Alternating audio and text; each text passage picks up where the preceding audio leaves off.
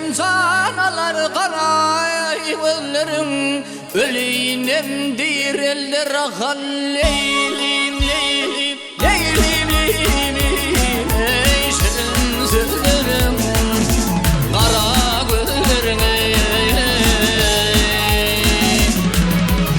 ey badam avakların güler yüzlerin, vah vah oh. Ticidir levlerin akan leylim leylim leylim leylim. Ey mivedin gelin, mivedin gelin,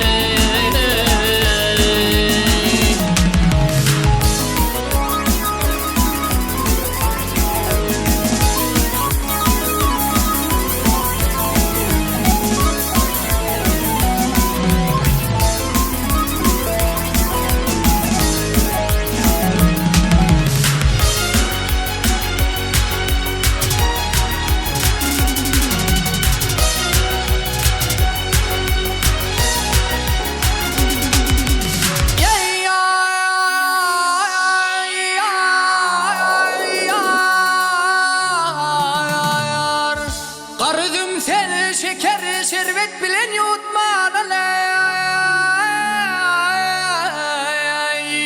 Könlüm rahat vermedi yani, üzüm etmen aley.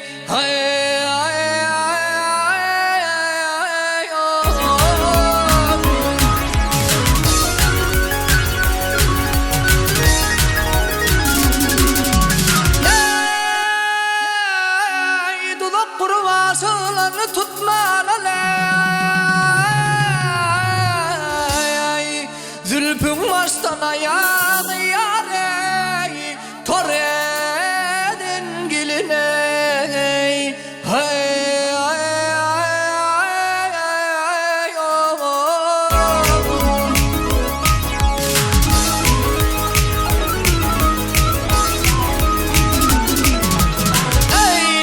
Aydar aşnalığım yad olmalı, Aydar nefes aşnalığım yad olmalı.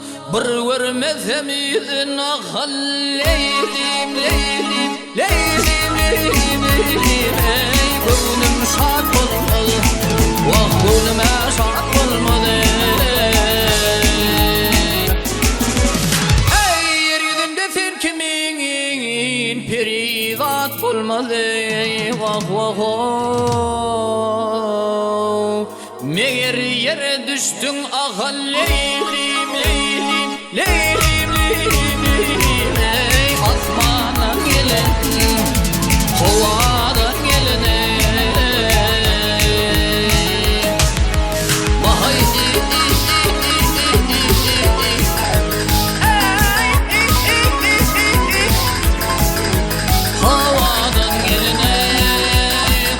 kovadan gelen,